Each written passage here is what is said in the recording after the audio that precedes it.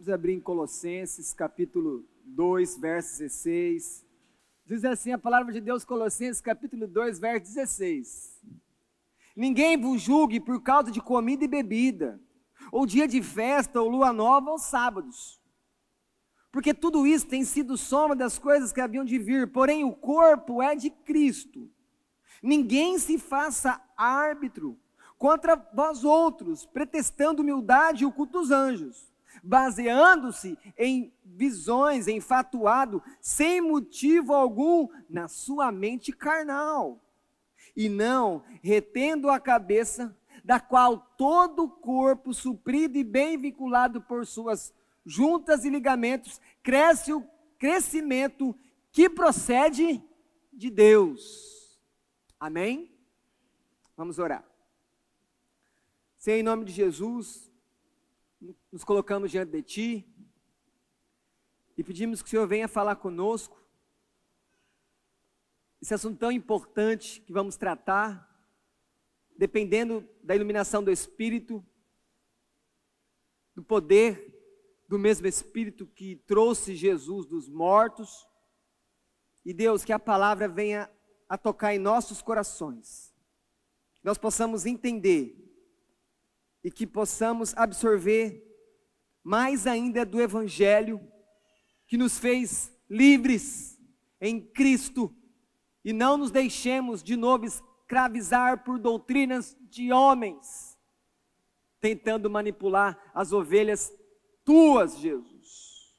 Abençoa o teu povo, é a nossa oração, em nome de Jesus, Pai, amém. Podeis sentar. Vocês perceberam na oração que eu fiz? Vocês perceberam na oração que eu fiz, que eu falei que nós precisamos entender melhor o Evangelho,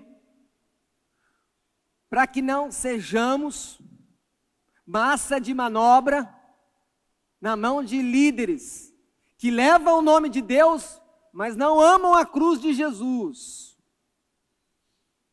Nós já temos tantos maus exemplos, de muitos, a maioria dos políticos, que olham o povo sempre numa expectativa de ganho próprio, de busca de status pessoal. Raríssimos são aqueles que são políticos, porque querem o bem do povo. O problema que Paulo está tratando nessa carta, eu podia resumir numa frase. Seria a seguinte: Cristo mais. Cristo, mas tem que fazer isso. Cristo precisa comer isso. Cristo tem que guardar esse dia. Esse é o problema. Porque quando você está diante do Evangelho, o Evangelho simplesmente traz a nós Cristo. Isso basta. Ele é suficiente. Não é Cristo e mais nada. Toda vez que alguém tentar trazer a você que é Cristo e mais alguma coisa, cuidado, que essa pessoa está afastando você do verdadeiro e simples Evangelho de Jesus Cristo. Porque o Evangelho, ele flui única e somente da obra de Jesus na cruz, nada mais. Todo o resto é consequência. Esses falsos mestres em Colossos, eles queriam escravizar as ovelhas de Cristo. Todo crente é uma ovelha de Cristo. E como eles fariam essa escravidão? Lembrando que o próprio Paulo escreveu em Gálatas capítulo 5, verso 1, olha, cuidado que vocês de novo sejam voltados à escravidão, porque vocês foram libertos pelo Evangelho. O Evangelho gera liberdade, mas a doutrina de homens gera escravidão. Vocês sabem do que eu estou falando. Vocês veem nas televisões de vocês, nos programas, nas pregações, muitos líderes manipulando o povo e não pregando o Evangelho, não mostrando a cruz como centro. Isso é claro. E isso tem trazido muitas críticas à igreja de Jesus, não só no Brasil, no mundo. Então o que está em jogo aqui para Paulo e para você nessa noite é que se você deixar o homem manipular você, trazendo regras que o evangelho não traz, você está sendo escravizado e você está perdendo aquilo que o evangelho te deu. Eu sou livre. Vocês acabaram de cantar, eu sou livre. Mas o que fala na música? O sangue. Você é livre por causa do sangue. Você não é livre porque você faz alguma coisa. Você é livre porque você tem fé naquilo que Cristo fez na cruz. Amém? Não saia disso, não passe disso, não deixe ninguém adicionar nada. É Cristo, somente Cristo. Não pode entrar nada. Nada pode ser adicionado. Qualquer mistura contamina o evangelho que foi pregado por Jesus, pelos apóstolos, e que chegou até nós pela palavra. Nesse capítulo 2, dos versos 16 ao verso 23, nós temos aquilo que os estudiosos dizem que, olha, agora Paulo vai mostrar na prática o que os falsos mestres estavam tentando fazer com os eleitos de Deus, com o povo de Deus, com a igreja na cidade de Colossos. É isso que ele vai falar. Então ele vai começar a citar os erros, os enganos. E nessa noite, nós vamos trazer isso para a nossa realidade. Por isso que a mensagem é: os enganos na santificação em Cristo. Como é que ocorre a santificação? E quais são esses enganos? Percebam vocês, que se você olhar rapidamente nesse mesmo capítulo 2, no verso 8, ele começa: cuidado, que ninguém vos venha enredar, que ninguém vos venha escravizar, prender vocês com as ideias deles, lá no verso 8. E aí então agora quando chega na parte prática, dele falar para a igreja, falou: eu vou falar para vocês o que vocês sabem que eles estão ensinando errado, mas eu vou falar na carta, eu vou ser público, porque os falsos mestres ficaram sabendo que Paulo estava denunciando abertamente o que eles estavam fazendo, porque eles estavam indo contra o dono da igreja, que é Cristo. Isso era vital, por isso que ele vai com tanta força. Mas agora acompanhe nos versos que eu acabei de ler. Olha o verso 16: ninguém, pois, vos julgue. Escuta isso. Deus está dizendo para você: não deixe que outros venham a julgar a sua posição em Cristo. É o evangelho que tem que dizer se você está ou não. E aí, você passa o verso 17, você vem para o verso 18, olha para o verso 18, olha para a sua Bíblia. Ninguém se faça árbitro. O que um árbitro faz? Ele julga, ele vai arbitrar, ele vai dizer se está legal ou não. Perceba a preocupação de Paulo, que começa no verso 8, cuidado, ovelha de Cristo. Os falsos mestres querem enganar você. Os lobos que penetram nas igrejas de maneira sorrateira e sutil, eles querem fazer discípulos de si mesmo, afastando as pessoas da cruz de Cristo, que é onde vai fluir toda a salvação, e é a base da nossa santificação. Porque esse é o grande problema teológico aqui. Quando eles começam a colocar que tem que fazer isso, fazer aquilo, eles estão então colocando uma base auxiliar, que isso aqui que eu tenho que fazer e confiar para que eu possa realmente ser salvo, ou permanecer na salvação. Não! Eu sou salvo por causa daquilo que Cristo fez, e eu permaneço salvo por causa daquilo que Cristo fez. E quem vai completar a sua salvação é a mesma obra de Cristo.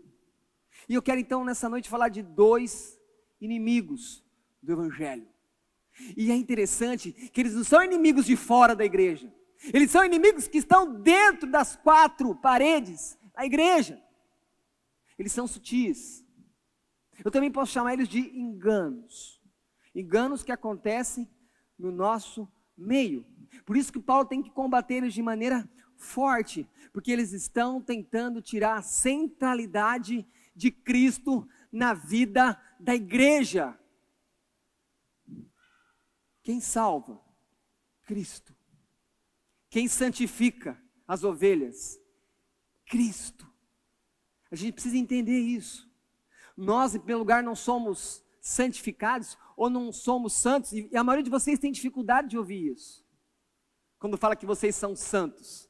Por quê? Porque existe uma mentalidade católica na mente de vocês. E aí vocês lembram então que os santos católicos são como se aqueles que têm poucos pecados ou perfeitos, mas não é essa a ideia de santo na Escritura. Santo quer dizer alguém que pertence de maneira exclusiva a Deus. Se você é santo, simplesmente a Escritura está dizendo, Deus comprou você, Deus pôs o Espírito Santo em você e falou, você é meu, você é minha. Por isso que ele fala, vive para mim, o meu filho morreu por você. Então, você começa a viver com esse Deus, andar com esse Deus, não na estrada que os homens vão querer apontar para vocês, nos vários caminhos, bibocas, precipícios e desvios, mas no caminho que Ele mesmo preparou, que a Escritura chama de boas obras. E quem guia você nesse processo? O Espírito Santo.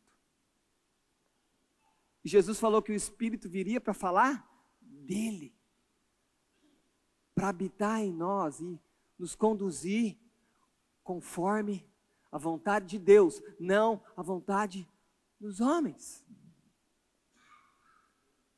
Por isso, que quando você olha que Paulo vai falar, ninguém vos julgue, nos versos 16, nos versos 18, antes disso, se você voltar nos versos 14, nos versos 15, qual é a palavra que repete nos dois?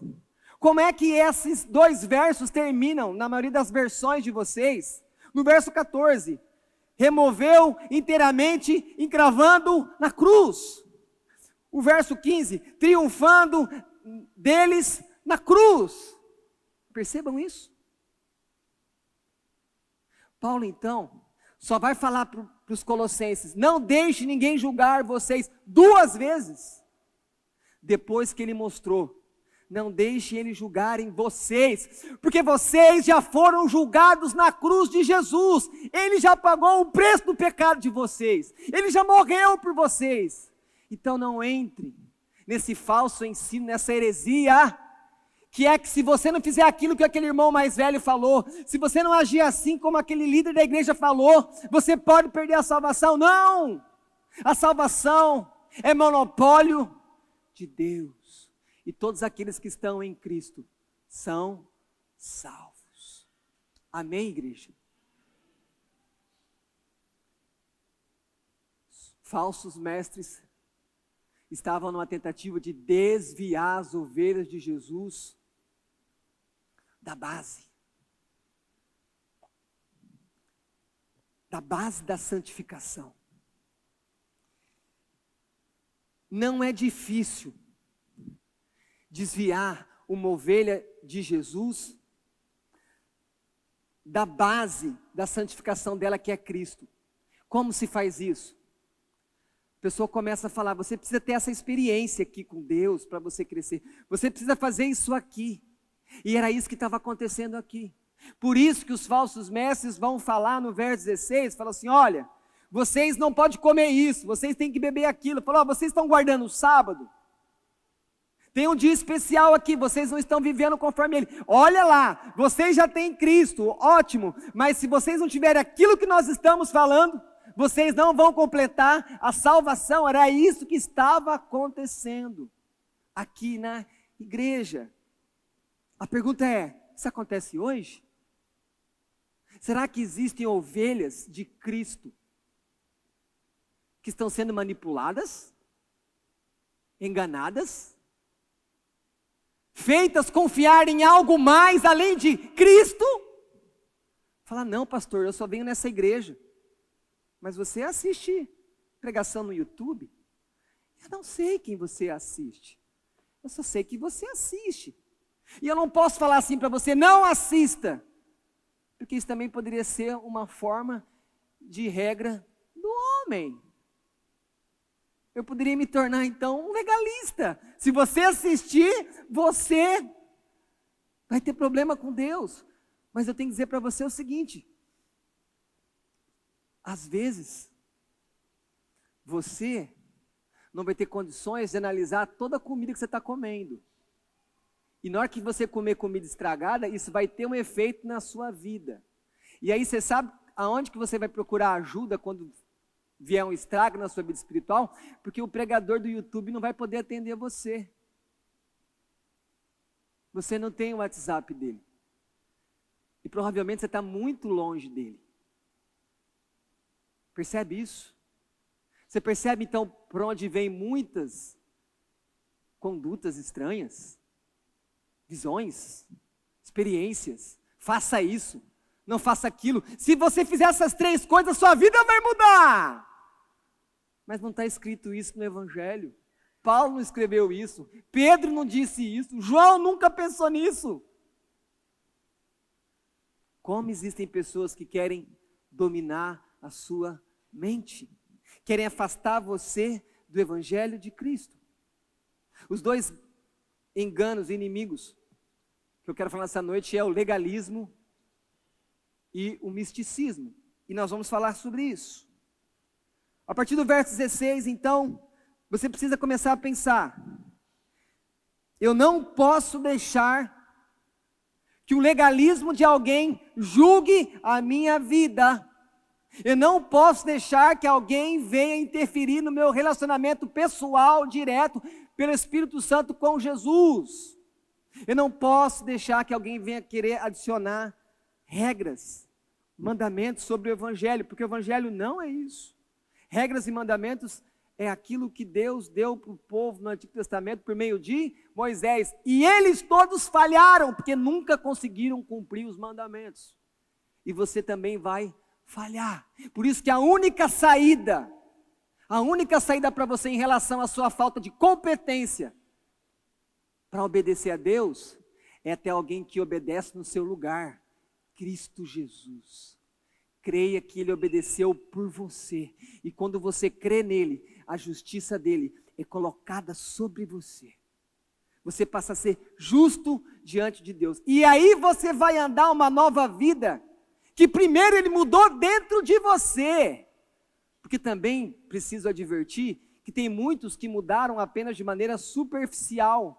Mudaram a roupa, carregam Bíblia, mudaram o linguajar. Tudo que ele tem, ele coloca a marquinha gospel, pode isso, não pode aquilo. Mas ele verdadeiramente não foi livre da vontade de continuar pecando. E essas coisas não vão libertar essas pessoas. Elas aparentemente estão livres, mas os seus corações continuam cativos ao pecado. E a ira de Deus continua sobre elas. E elas continuam sobre a influência de Satanás e seus demônios. Então Paulo fala, ninguém vos julgue.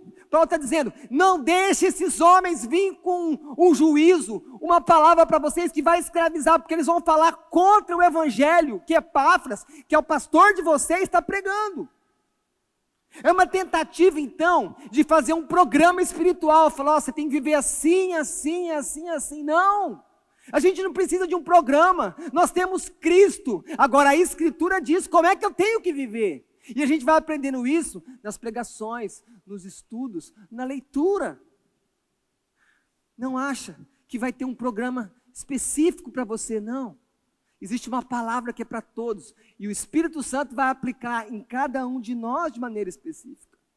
E eles falavam isso aqui, de uma maneira tão assim convincente, como se eles falassem, escute aqui, igreja, eu vou falar em nome de Deus. E falavam, vocês não podem comer esse tipo de carne. Vocês não podem ir em tal lugar. Vocês têm que guardar isso. Vou dar um exemplo aqui, uma ilustração. Teve a Sexta-feira Santa, né? Da Paixão. Aí de repente alguém fala: Sexta-feira Santa, você não pode namorar. A Bíblia não fala. Você não pode fazer uma festa de aniversário na Sexta-feira Santa. A Bíblia não fala. Mas aí chega o líder e fala: olha, se você fizer, Deus vai se aborrecer. Mas Deus não falou. Mas aí quando o líder, que tem a confiança da ovelha, fala que não pode, fala que é pecado, a pessoa acredita. E percebe então que ela entra numa conduta não da Escritura, mas do homem, e nisso ela é escravizada. E ela deixa de ser livre. Vocês estão entendendo a mensagem? Porque essas tentativas de escravizar vocês, de manipular vocês, de prender vocês em doutrinas de homens, nunca vai parar contra a sua vida de fé em Deus. Vão tentar manipular vocês no dinheiro, nas opiniões, nas viagens, nos relacionamentos, na sua roupa, todas as coisas. Vão querer ganhar vocês. Geralmente, os estudiosos dizem que essas ideias que os falsos mestres estavam trazendo vinham do judaísmo, mas também de todas aquelas religiões pagãs que haviam naquela região, que eram chamadas de religiões de mistério. Ou seja, no final é um sincretismo, é um pouco de cada coisa. E o nosso tempo é assim, é um pouco de cada coisa. Mas deixa eu explicar para vocês a diferença entre o evangelho e o legalismo. Pense num jardim verde, lindo, com aquela grama bonita. E de repente, naquele jardim, bem cortado, começa a nascer a terrível tiririca. E aquele negócio não para de nascer.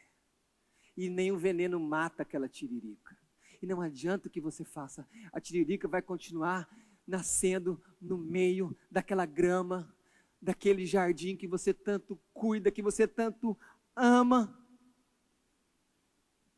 A grama não precisa da tiririca, mas a tiririca insiste em ficar junto com a grama.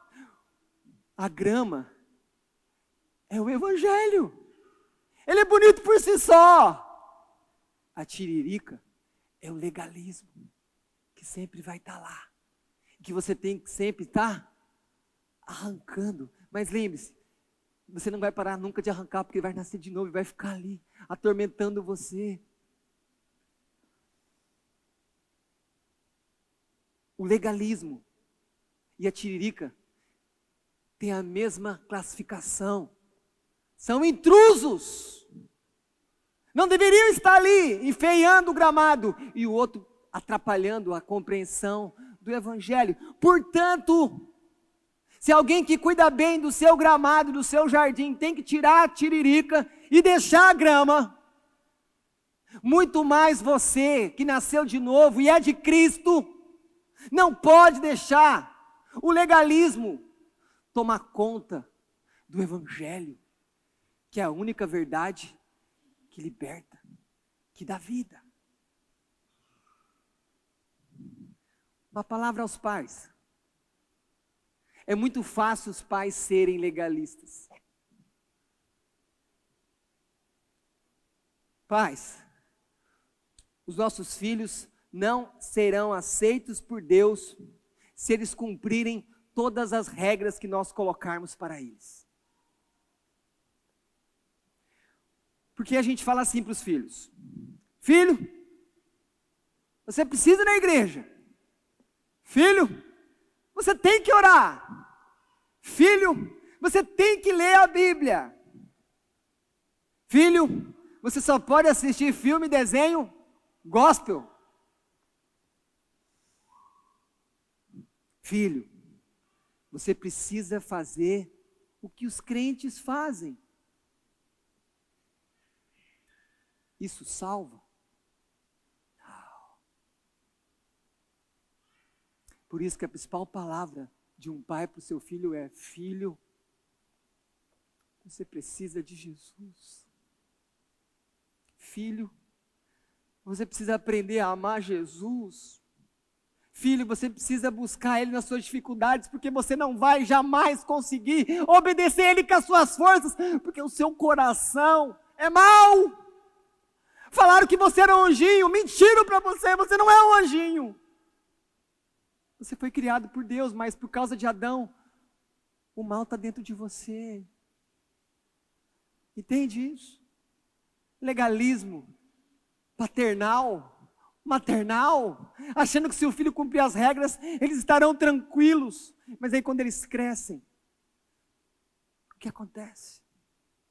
Se não conheceu Jesus, e se não nasceu de novo, provavelmente, ele vai deixar de orar, de ler a Bíblia, de ir na igreja, porque ele não recebeu aquilo que ele mais precisava.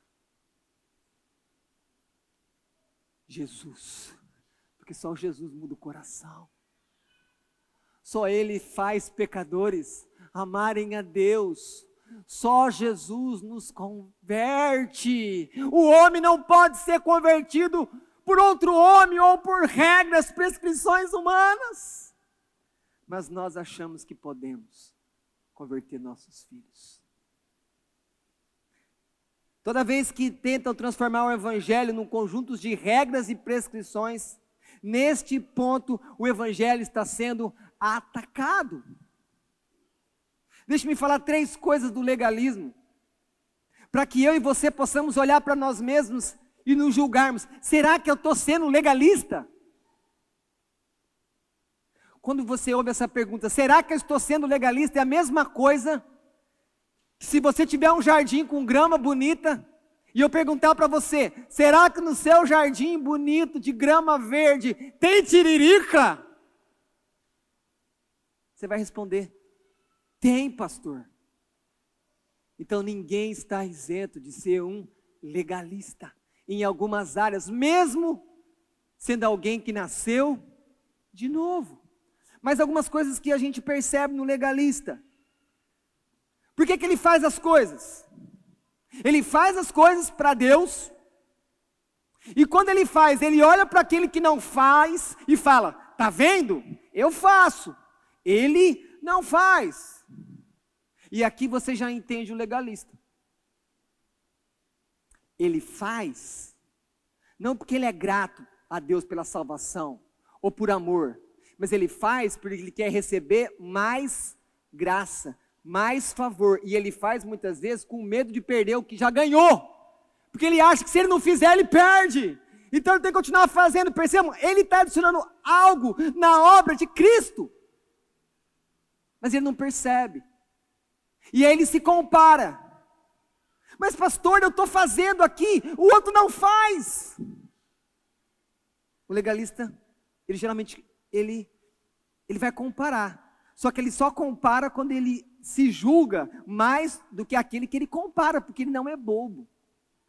Porque no final, todo legalista, ele quer se autopromover. Ele quer dar uma impressão que ele é mais espiritual. Como se o sangue de Cristo que veio sobre a vida dele fosse de uma qualidade diferente daquele que está na vida de alguém que está com problema na fé. Entende? E será que nós não temos atitudes legalistas? Será que você não tem pensamentos legalistas? Lembra, será que o seu gramado tem tiririca? O grande perigo do legalismo é que ele nos dá a falsa impressão que nós podemos julgar a nós mesmos pelas coisas que fazemos. Qual o problema? O problema, quando eu começo a olhar muito assim, o que eu estou fazendo é que, uma questão teológica importante.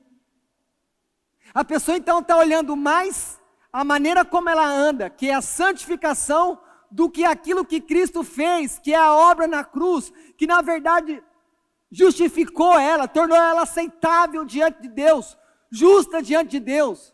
Então, toda vez que você encontrar uma pessoa que está sendo legalista, você vai poder dizer para ela com todo amor, você está dando mais importância à maneira como você está vivendo para Deus, do que aquilo que o próprio Deus fez por você em Cristo na cruz. Percebam isso. Então o que o homem faz é mais importante do que aquilo que Cristo fez. E esse é o problema. Porque daí eu começo a olhar para a minha vida de fé baseado na minha performance, na maneira como eu estou caminhando. Eu paro de olhar para a cruz, e quando você desviar um instante da cruz, você já cai no risco de se tornar um gramado com tiririca, que vai nascendo uma após a outra, porque você começa a confiar em você mesmo. Nunca entre nesse caminho. Continue sempre confiando somente em Cristo. Não importa se você está orando muito, se você está orando pouco, se você está lendo muito a Bíblia, ou lendo pouco, se você está vindo muito à igreja, ou está com dificuldade de vir, não importa isso no final, porque é o que Cristo fez e não o que você faz. Se não é assim, então você é salvo por obras. E aí eu vou dizer para você, se você então não vier todos os cultos, orar muitas horas, ler a Bíblia muitos capítulos por dia, não há esperança para você. Mas você vai dizer para mim, pastor, mas eu não consigo. E aí eu vou falar, fique em paz. Cristo conseguiu por você. Cristo fez por você. Nunca olhe para aquilo que você está fazendo. Olhe sempre para aquilo que Cristo fez. Eu tenho que viver baseado na cruz. Porque senão você vai começar a confiar em você. Você vai começar a basear a sua vida no coração, que mesmo que foi regenerado, ainda é mau, porque ainda tem a natureza adâmica. Então lembre-se, a justificação, aquilo que Cristo fez, vem primeiro do que a maneira como eu estou andando. E eu só consigo andar conforme a bondade de Deus e a vontade de Deus quer de mim, por causa daquilo que Ele mesmo fez em mim. Não tem como maquiar. As pessoas tentam, não tem como maquiar a santidade.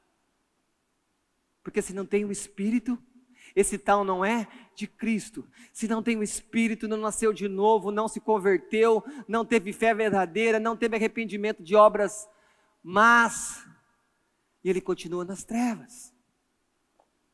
Nós chegamos ao verso 17.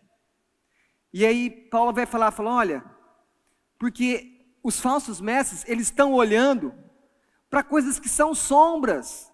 Eles estão falando para vocês, não come isso, não bebe, guarda esse dia, calma. Provavelmente eles estão olhando, eles estão lendo Moisés, mas eles não entendem que Cristo cumpriu toda a lei de Moisés. Eles não entendem que a lei mosaica apontava para Jesus, porque a lei na verdade foi dada para humilhar o homem, para mostrar para ele, está aqui os mandamentos, mas nenhum homem nunca conseguiu cumprir. Então, a lei diz, você é incompetente. A lei também diz, você está condenado. Mas então agora vem o Evangelho. Cristo cumpriu a lei. E agora você recebe perdão. E agora você recebe graça. E é essa graça que te ajuda a andar em santidade com Deus. Santidade não é algo que o homem produz por si mesmo. Santidade, a santificação é uma obra do Pai, do Filho, do Espírito. É lógico que nós participamos da santificação quando nos apropriamos dos meios de graça, mas é uma obra dele. E quando Paulo fala que as coisas do passado eram como sombra, é como se fosse o seguinte: você não conhece uma pessoa, e aí a pessoa mostra uma foto para você, e você olha essa foto, e você consegue olhar a cor que ela é, como é o cabelo, mais ou menos que a altura, você faz alguma ideia. Então, de uma maneira ali, preliminar, superficial, você tem uma noção de quem é aquela pessoa. Mas, e se aquela pessoa que se você conheceu pela foto, vem até você, e você olha diretamente para ela? Pergunto, eu ainda preciso da foto? Eu preciso da foto para conhecer uma pessoa que eu estou diante dela, que os meus olhos veem, que eu ouço, que eu sei o tamanho que ela é. Eu não preciso. É isso que Paulo está dizendo. Fala, olha, vocês estão se prendendo de coisas lá de trás do Antigo Testamento que apontavam para o objeto, que fazia essas sombras. O objeto é mais importante que a sombra. E esse objeto é quem? Para quem apontava tudo no Antigo Testamento? O objeto é Cristo. Deixa eu fazer uma aplicação aqui para os professores de crianças dessa igreja. Isso que eu vou falar para vocês. Isso vai ser dado em oficina para vocês. Mas deixa eu lançar algo importante.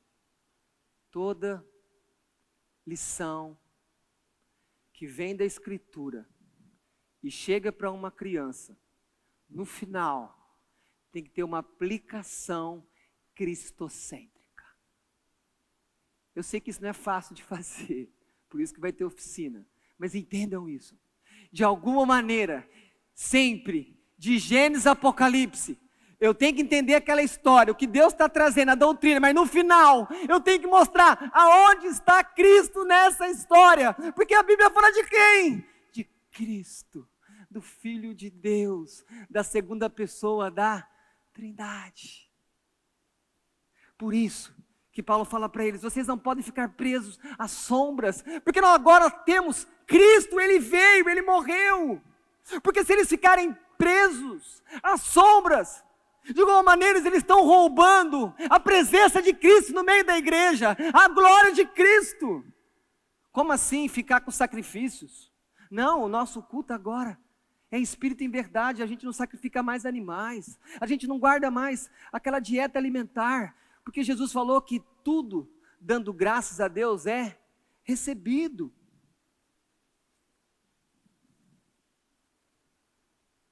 Na verdade, o que Paulo está dizendo, que a verdadeira religião é a sua relação com Jesus. Falar o que você pode, o que você não pode fazer, citando aqui o grande Agostinho, ame a Deus, faça todas as coisas. Mas percebam o que Agostinho está dizendo. Ame a Deus. E tudo que você for fazer, lembre-se, aquilo que você está fazendo, naquele ato seu, o amor de Deus está ali, ou você não pode lembrar que você é cristão para fazer isso? Aquilo que você está fazendo glorifica a Deus, como o próprio Paulo escreve aos Filipenses, seja comida, seja bebida, qualquer coisa, seja em palavras, em pensamento, mas que tudo seja por causa de Cristo, para a glória de Deus. Você percebe como Deus não fica colocando amarras na nossa vida? Por quê? Porque se Ele chamou para a vida, uma das características fundamentais de verdadeiramente estar vivo espiritualmente é ser livre, é ter liberdade. Mas lembre-se, aquele que verdadeiramente é livre pelo Espírito, ele vai querer fazer a vontade de Deus, porque ele nasceu de novo, porque ele tem outro coração. Ele não quer mais ficar naquele passado sujo dele, ele não quer ficar naqueles pecados terríveis, mas ele ainda comete os pecados, mas ele se arrepende, porque o Espírito vem com bondade na vida dele. Ele peca, mas ele pede perdão, e ele chora, ele fica envergonhado. Do verso 18 a 19, Paulo está falando aqui um pouco sobre misticismo. Mas lembra, ele repete, ninguém seja árbitro. O que ele está querendo dizer? Não deixe ninguém falar para você que se você está assim, um assado espiritualmente, conforme o padrão da própria pessoa. É lógico que nós podemos chegar numa pessoa que não está bem na fé e a partir da Escritura ajudar essa pessoa. Mas o que Paulo está condenando aqui é que esses falsos mestres, eles pegavam suas próprias regras e esse era o padrão de julgamento. E eles falavam, olha, da maneira que vocês estão andando, mesmo que vocês tenham fé em Cristo, vocês serão desqualificados. Eu estou vendo aqui que você não está bem na fé. E é isso que muitas vezes uma pessoa que está no misticismo, ela faz. Falar, mas quais são as suas experiências com Deus? Quais são os seus dons? Mas você nunca teve um sonho? Você nunca teve uma visão? Você nunca viu um anjo? Percebam, eles começam a colocar coisas do homem que Jesus não falou, que o Evangelho não traz para nós como uma coisa que eu tenho que seguir. Então esses falsos mestres, quando nós olhamos para o verso 18, eles tinham 3 coisas aqui, que eles colocavam como importantes para quem estava na igreja. Olha comigo no texto, verso 18, ninguém se faça árbitro contra vós outros. Esse pretextando aqui, você pode entender ele como assim, ter prazer. Então, no que os falsos mestres queriam induzir as ovelhas ali de Colossos? Falou, olha, você precisa andar com uma humildade como eu sou humilde. Falou, olha, vocês precisam aprender a adorar não apenas a Deus, a Cristo, mas também aos anjos. E em terceiro lugar, se você estiver fazendo essas coisas, provavelmente você vai receber uma visão. São as 3 coisas que ele fala. Todo falso mestre, quando ele chega, ele se mostra humilde. E até quando vai a humildade do falso mestre, do falso profeta? Até ele ganhar a confiança da ovelha. Depois que ele ganha a confiança da ovelha, ele começa a mudar. E ele começa a manipular e no final ele vai tosquear essa ovelha, arrancando tudo que ele pode para si mesmo. Por isso que há muito mais esperança em alguém que chega diante da cruz vazia de Cristo e fala, Jesus, eu sou um orgulhoso, me ajuda, do que alguém que chega e fala, eu sou humilde, Deus sabe. Quem é humilde não fica falando que é humilde. Culto a anjos. Quantas orações já foram feitas assim, Senhor, se eu sou fiel a Ti, põe 2 anjos aqui à minha direita, põe um lá na porta, Senhor, manda um serafim aqui. Serafim nem sai da adoração a Deus. O serafim só fica queimando em adoração a Deus. Aí eles chamam o serafim. Não dá nem para vir. Não tem nem sentido. Mas por quê? Porque Cristo não é o suficiente para as pessoas. Elas querem ver alguma coisa. Elas querem ter contato. Como chama aquele filme? Contatos imediatos de 3º grau. Contatos imediatos com anjos. Cuidado, fica querendo ver anjo, às vezes vai vir demônio. É sério. E um princípio que eu tenho que ensinar para vocês. Toda vez que tiver grandes manifestações sobrenaturais do Espírito Santo de Deus, fique atento, porque no meio da chuva abençoada de Deus, vai vir enganos satânicos para enganar o povo de Deus. Isso diz a história da igreja. Todo avivamento, quando teve um derramamento muito grande da bênção de Deus, do Espírito Santo, de salvação abundante e de santificação no meio do povo, teve manifestações de espíritos malignos. É assim que funciona. E o que é o culto a anjos, senão idolatria? Quantas vezes na Escritura, quando os anjos apareceram a servos de Deus, o que os servos queriam? Queriam se prostrar. O que os anjos falavam? Não, eu sou como você. Não me adore, não se prostre. Só se prostre ao Senhor. Talvez aqui também Paulo estivesse tendo um cuidado com a igreja no seguinte ponto. Não tem problema você falar, Deus, me protege, que os teus anjos nos guardem. Não tem problema orar isso, porque Salmos fala isso. A Escritura diz isso, mas de repente a pessoa começa a orar aqui, anjo Gabriel, traz uma mensagem para mim. Como assim anjo Gabriel? As pessoas começam então a falar direto com o anjo, aí depois ela começa a ficar com tanta intimidade que ela acha que ela tem com o anjo, que ela começa a falar, descobri que quando eu tenho um contato com o anjo, às vezes presto uma reverência para ele, eu fico mais perto de Jesus. Mas não é assim que muitos pensam, quando vão em pessoas, vão em Maria, que é a mãe de Jesus, uma mulher abençoada, mas ela mesma falou que Jesus era o Salvador, tentando ter o quê? Uma proximidade maior com Cristo. Mas Paulo escreveu a Timóteo dizendo que só há um mediador entre Deus e os homens, Cristo.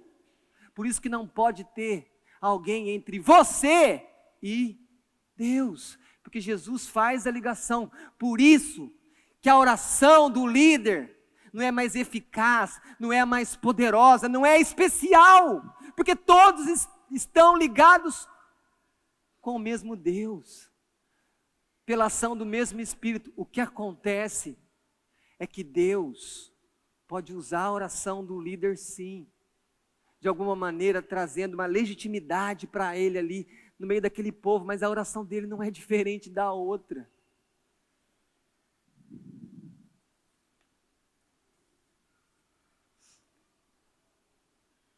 Quando o ensino é baseado nas visões do líder e sua revelação, a autoridade então passa a ser a experiência daquela pessoa.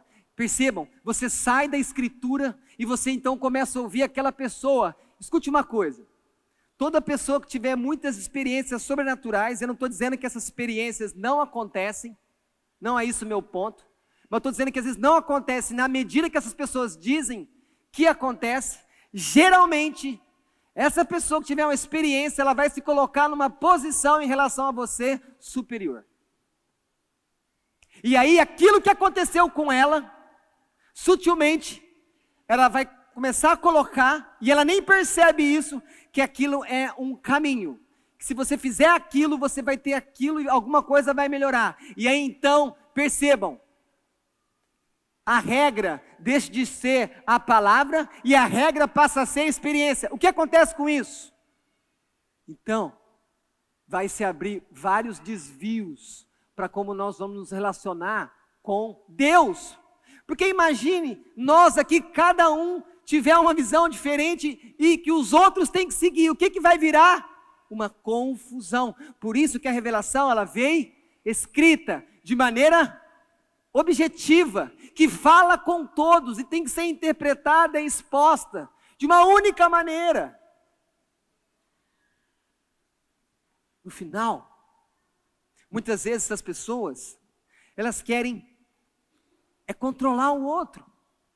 Ela quer passar uma imagem que ela tem uma vida espiritual superior à outra. Isso acontece não apenas nessas questões de experiências sobrenaturais. Se você está conversando com uma pessoa,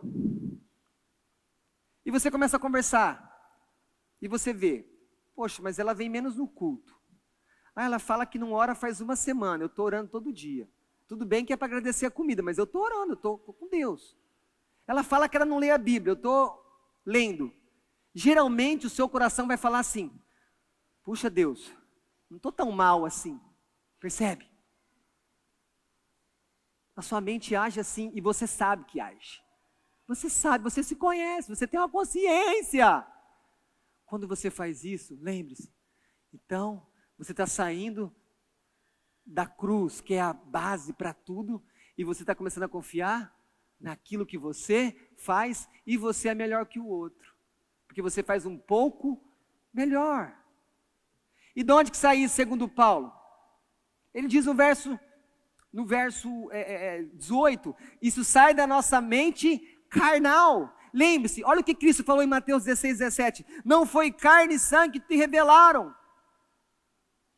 Falando em relação a Pedro. Mas foi meu Pai que está no céu.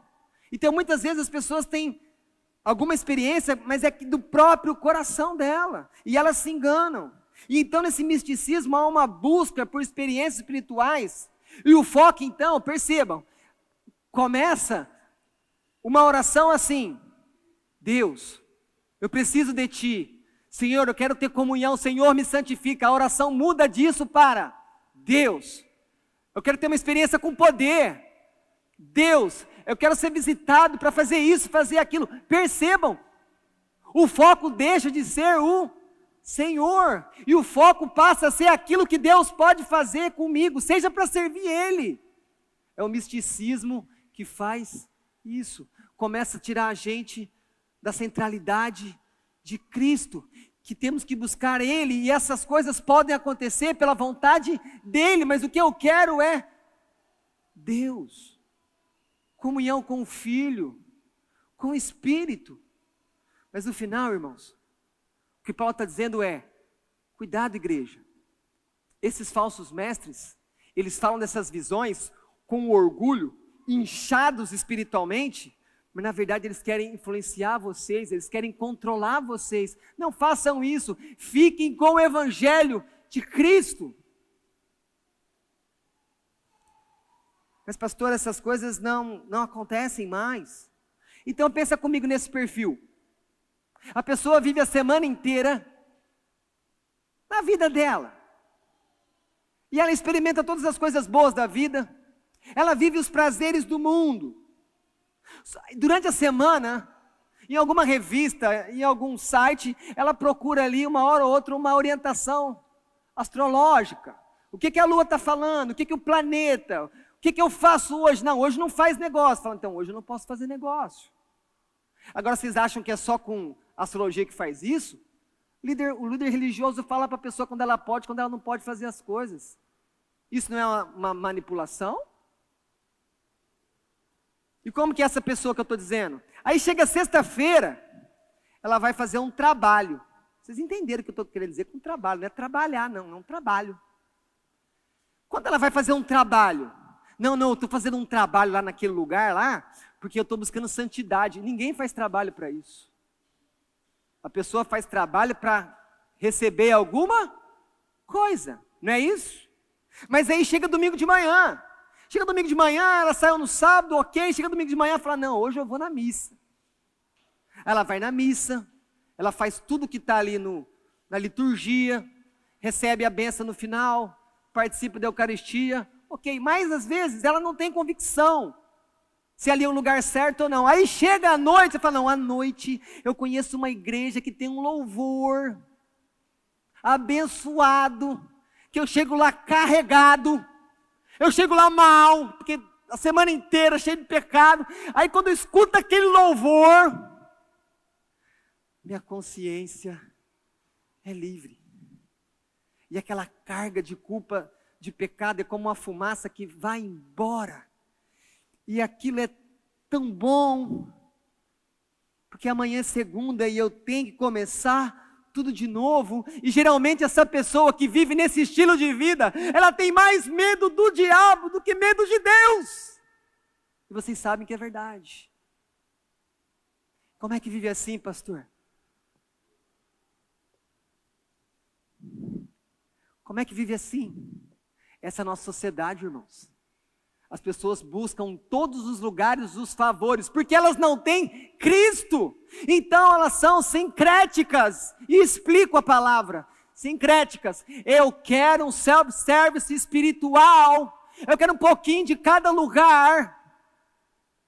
E aí então se naquela igreja tem domingo de manhã uma palavra boa, eu vou naquela igreja palavra, mas o louvor da igreja não é bom. Aí eu vou em outra igreja receber um louvor. Mas tem uma outra igreja que tem uma irmã no final, que faz uma fila e que ora por todo mundo. Aquela oração é poderosa. E lá eu vou. Onde está o evangelho nesse tipo de comportamento? Não está, irmãos. Não está. Porque toda vez, escute isso, toda vez que você estiver se comportando como alguém que está consumindo algo espiritual, presta atenção, você deixou de ser alguém que está tendo uma vida para agradar a Deus como um adorador, adoradora, e você passou então a consumir. Você escolhe o que você faz, você escolhe o que você não faz. Isso é a nossa cultura sincrética, mas isso não está apenas com quem não é convertido, está no meio dos crentes. E deixa eu aproveitar e fazer uma exortação a essa igreja. Se você é da igreja, é membro daqui, já passou por uma conversa comigo, assinou uma ficha, as pessoas não dão valor para a ficha, mas é importante. Deus quer que as ovelhas fiquem, cada uma num aprisco. Então se você é daqui, venha no culto aqui, contribua aqui, peça ajuda aqui. Porque essa questão de ficar um pouco aqui, um pouco ali, falar, não, eu fui visitar, eu fui ver, o que acontece? Como eu aprendi desde novo na fé, a sua mente vai virar um retalho. Aí você não sabe como a igreja pensa, aí você não sabe como que está sendo a vida da sua igreja. Por quê? Porque você não percebeu, mas está sendo levado pela essa ideia consumista de uma vida sincrética. E aí você escolhe o que você quer e o que você não quer da igreja, onde você diz que é membro. Isso não é bom. Isso não é bom. E no final, Paulo fala que vocês, ó falsos mestres, vocês esqueceram a cabeça, é o que ele diz no verso 19, não retendo a cabeça. Percebam, eles saíram de Cristo. Cristo não é mais o líder dessa igreja onde eles pensam. Eles abandonaram a liderança e a autoridade de Cristo. E aí tem aquelas pessoas que vão falar assim, mas pastor, como é que Cristo não pode estar num lugar onde está tendo muita conversão e está crescendo e está sendo tudo abençoado? Aqui tem um versículo que fala sobre isso, presta atenção comigo. Que você vai entender que não é porque está crescendo que é de Deus. Olha o que ele diz aqui. Comigo, não retenda a cabeça, da qual todo o corpo é a igreja, suprido e bem vinculado por suas juntas e ligamentos, cresce. Aqui está falando de crescimento de pessoas, número de pessoas na igreja, cresce o crescimento que procede de Deus. Mas percebam, por que ele falou então no começo que eles não reteram a cabeça? Porque esses falsos mestres, eles conseguiam atrair pessoas, através dessas condutas, e essas palavras de visões. E aí quando a igreja então crescia, chegava alguém e falava, está vendo? Deus está conosco. Quem foi que falou que está crescendo, Deus está aprovando? A própria natureza mostra que tem muitas coisas que crescem e são ruins, e matam. Então, nem todo crescimento vem de Deus, nem todo crescimento é verdadeiro, nem todo sucesso vem com a bênção de Deus. Mas como Deus não está comigo, eu fui promovido.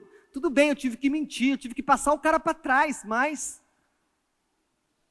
como assim meu casamento não é abençoado, só porque eu peguei a mulher do outro? Eu estou bem agora, eu estou tendo sucesso. Cuidado, que ter sucesso aos seus olhos não é ter a bênção de Deus. É melhor ter o fracasso com a bênção de Deus, do que ter o sucesso, achando que está na bênção. Eu encerro aqui usando as palavras do próprio Senhor Jesus. Vede que ninguém vos engane. Vede que ninguém vos engane. Não confie em si mesmo, confie em Cristo. Não se deixe julgar e enganar por pessoas que querem usar suas experiências, querem criar regras e colocar vocês debaixo do tacão delas. Lembre-se, o Evangelho liberta. Cristo nos libertou do pecado, éramos escravos, agora somos livres. Mas permaneça nessa liberdade somente baseado que tudo que acontece na sua vida é por causa de Jesus. Não é por causa que você está fazendo alguma coisa diferente. Não é porque você teve uma visão, não é porque você teve uma experiência diferente. Essas coisas podem acontecer, mas essas coisas não podem ser a base da sua vida. A nossa base só é uma: Jesus Cristo, crucificado, ressurreto, assentou à direita de Deus e há de vir para buscar a sua igreja e julgar vivos e mortos. Somente a Cristo seja a glória. Amém.